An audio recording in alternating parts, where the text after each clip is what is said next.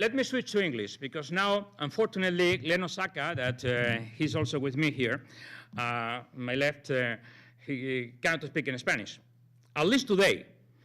He's coming from California, and then, as everybody knows, it is impossible to survive in California without knowing anything about Spanish, no? And then probably he could understand us.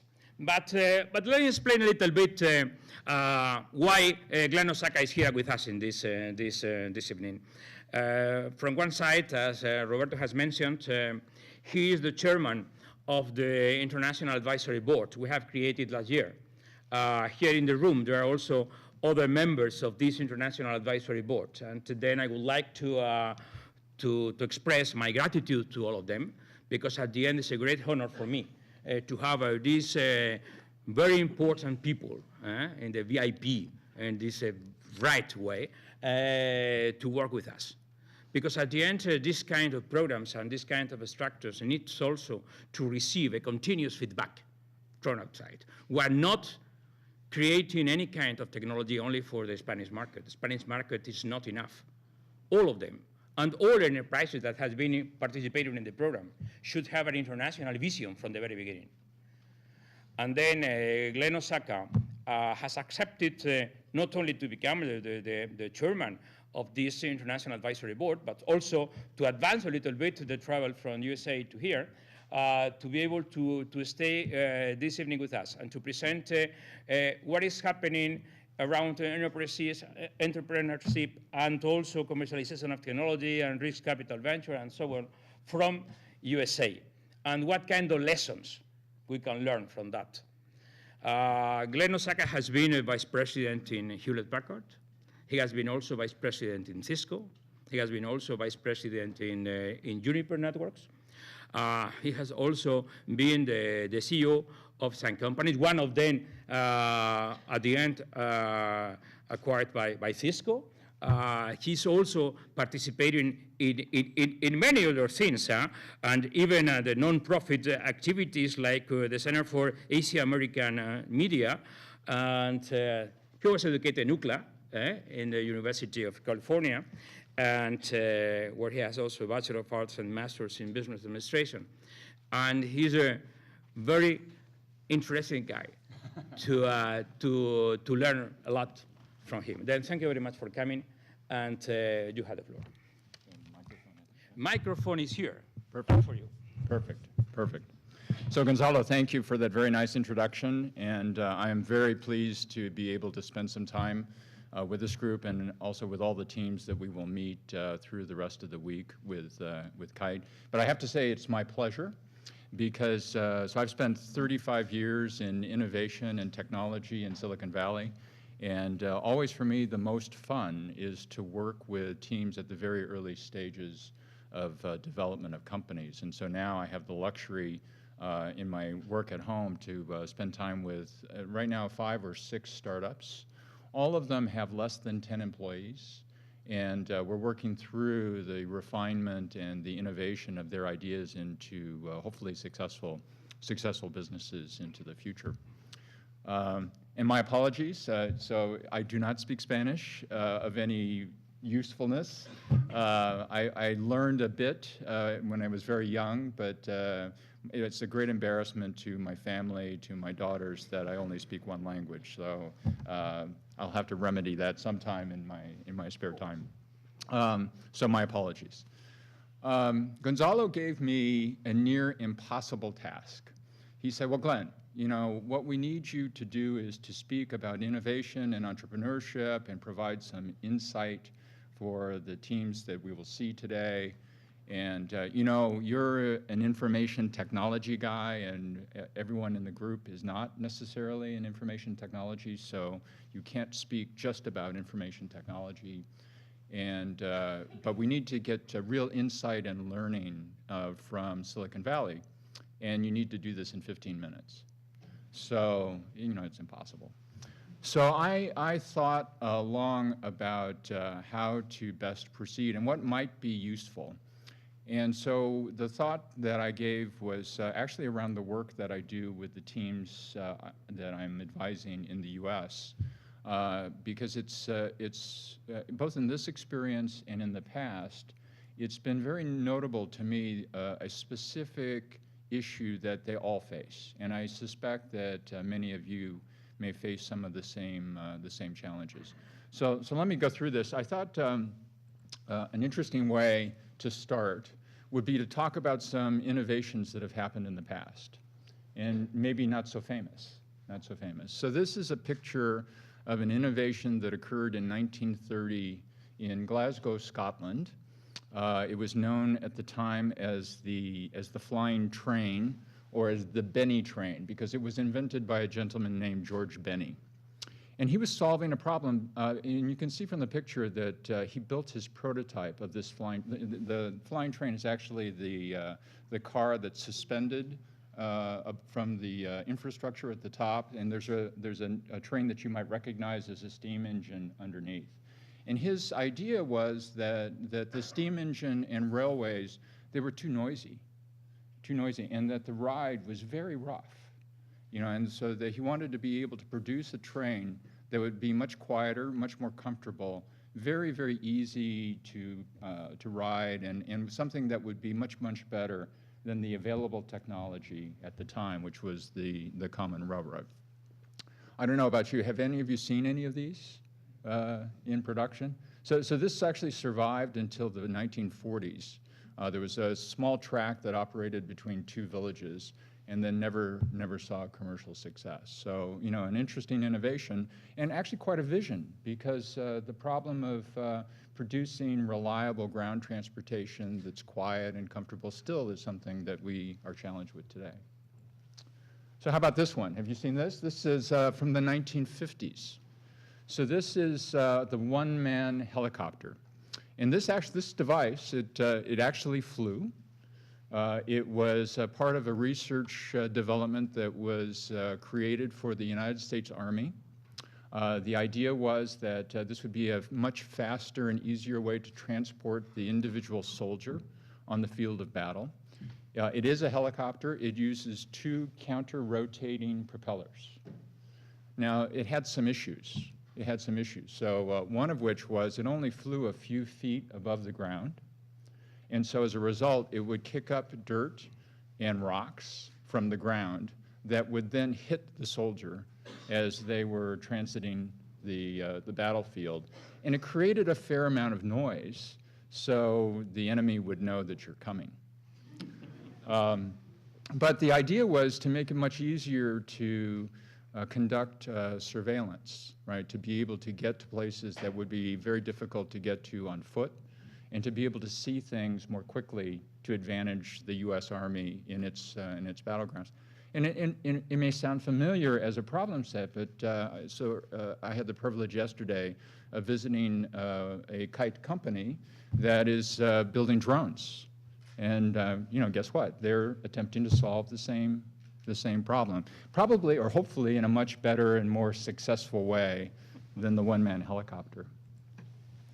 So this one is one of my favorites. This is from the 1960s. Actually, this is the video phone. And I still do not understand the hat that this woman is wearing, because she appears to be plugging the headset into her hat. And so I don't quite understand the technology around the hat. But the first demonstration of the video phone occurred in 1968. And it was a research project at the Stanford Research Institute. The same teams and the same project area produced the first prototype of the mouse, which we'll talk about in a minute, but the first prototype of the mouse. So the mouse actually took off. Later on, Apple discovered Steve Jobs and Xerox, and everyone took the mouse concept. This idea of a video phone was something that took a very, very long time to emerge into reality. This particular picture is not the 1968 demonstration. I believe this was produced by Western Electric in the 1960s and was part of a World's Fair demonstration that was done to be able to show what might be possible in the future. And again, interesting idea. It took a very long time. How many of you have done a Skype call or a Google Hangout or a FaceTime call within the last week or so. You know, all of us are beginning to do this. So the vision and the technology took a very long time, but you know, this particular implementation of the video phone was not successful. And I will not comment about the hat, but you know, it's up to you. So now we're getting closer to our era. So this is a picture of the Atari 5200 joystick. So Atari, for some of you who are of my age or maybe a little bit younger, will remember Atari as one of the premier computer game companies during the era of the 1970s.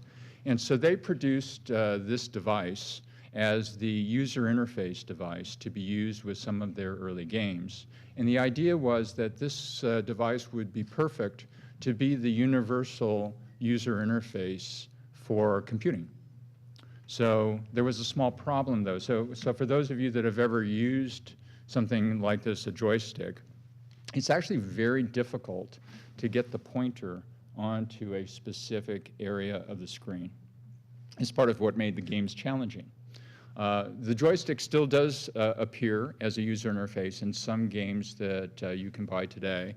And my colleague and friend Alberto Calero and I, we love to use these things because we're training as pilots. And so it makes us imagine that we might be fighter pilots because, you know, we have the stick. But as the general purpose device, you know, this disappeared.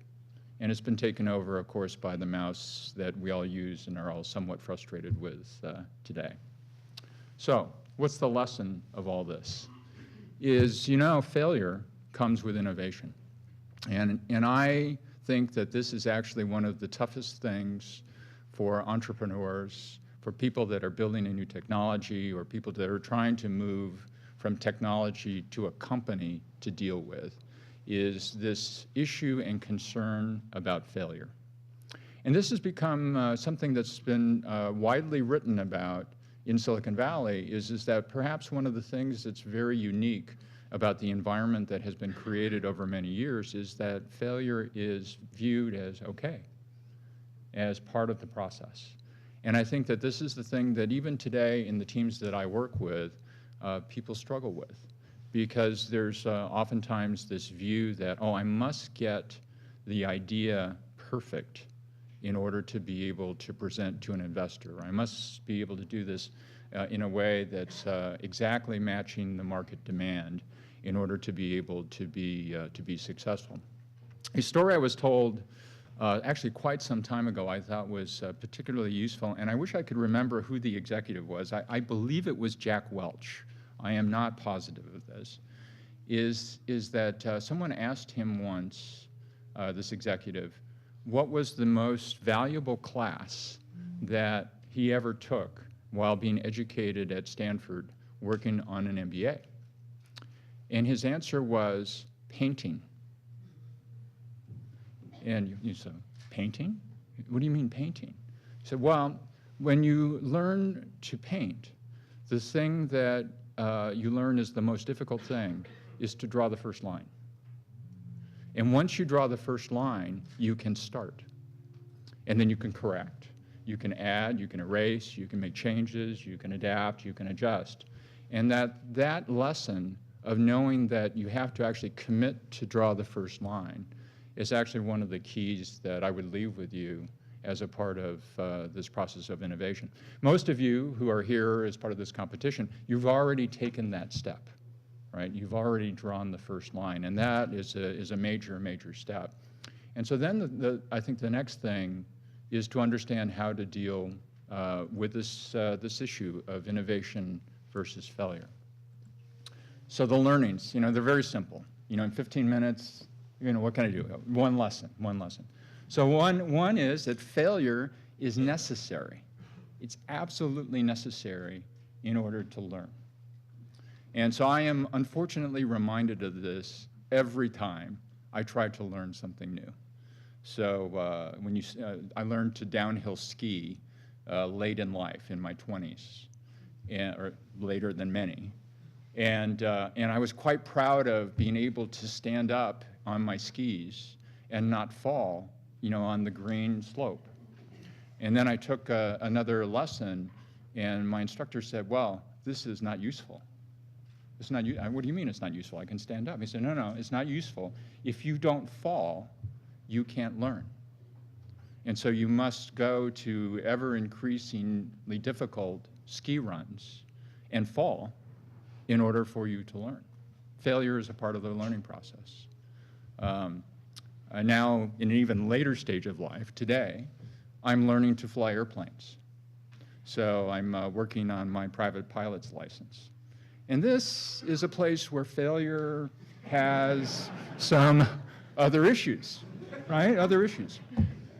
And so that's why you fly early with a flight instructor who is with you. And so in case you do something really bad, you know, there's someone there to rescue you and prevent your untimely death. And Alberto also has followed me. He's taking these flying lessons, and he has done all of the study in his books to learn how to navigate and understand the weather and all these things. But you know, the most difficult thing is actually landing. Taking off, easy. Taking off, you just push the button, pull back a little bit, and you're in the air. But you know, there's an old saying amongst pilots that, you know, the number of landings should equal the number of takeoffs. So learning to land is actually very important, and you must learn to land in many different conditions, you know, the winds and all this. And so I thought, oh, you know, landing, you know, how hard could this be? Well, so I have recently passed my solo check ride, so the ability to fly an airplane by myself. And it's a little bit worrying because they will allow me to fly by myself, but they won't allow me to take anyone else because it's not safe. So, wait a minute, is this not safe? But in order to get there, I landed 385 times. Now, this is not the norm. So I think, you know, my number is actually a little bit larger in terms of number of landings than is typical. So I'm older, I'm slower, it's harder for me to learn new things, you know, I have fear of failure, all these things. But every time I would land unsuccessfully or attempt a landing, it was a learning experience. And it's that process of failure or near failure, hopefully not total failure, near failure, that allowed me to begin to develop the skill necessary to land the airplane. So failure is necessary. And hopefully there are little failures, not big failures. So things that you can learn from and that won't destroy your company along the way. Learning from failure is what leads to success. You know, and sometimes it's never popularized. In fact, I would say it's almost never popularized or made visible when a very successful company becomes, you know, the big success of the day. They don't talk about the failure. But even in today's crazy world of the web, you know, Twitter was developed as an accident. So they had another business that was failing, but Twitter was the way that their programmers communicated with each other in the office. And they said, oh, well, this is interesting. Let's try that.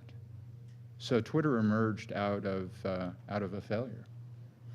So, you know, these kinds of stories often are not shared.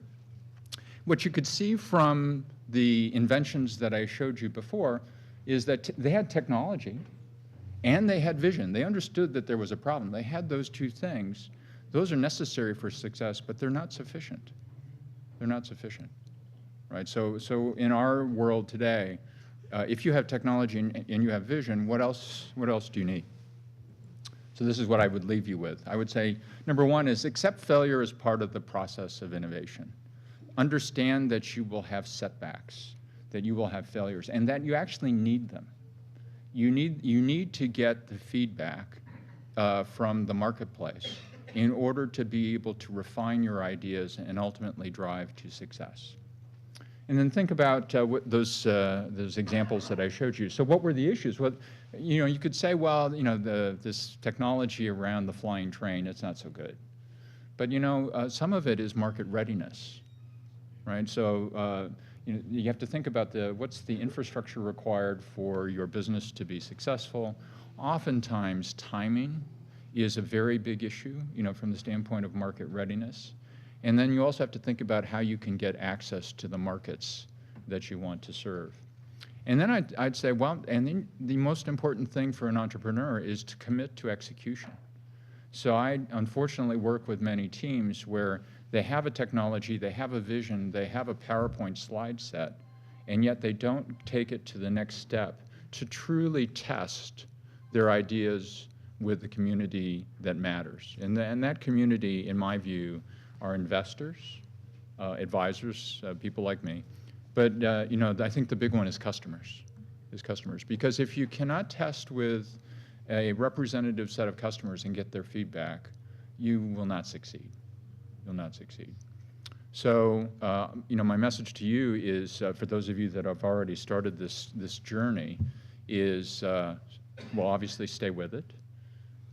Remember that there will be failures. There will be failures. And the thing I think that is a key to success is find the most challenging and the people that are willing to give you feedback that's very clear so that you can actually learn from them. When I was running a startup company and went out to raise money, it was one of the most frustrating experiences because we were raising our second round of financing, and I think I must have visited 40 investors, 40 companies, investment companies. And most of them would neither say yes or no. They would say, oh, it's very interesting. We'd like to stay in touch with you. Not very useful. Not very useful.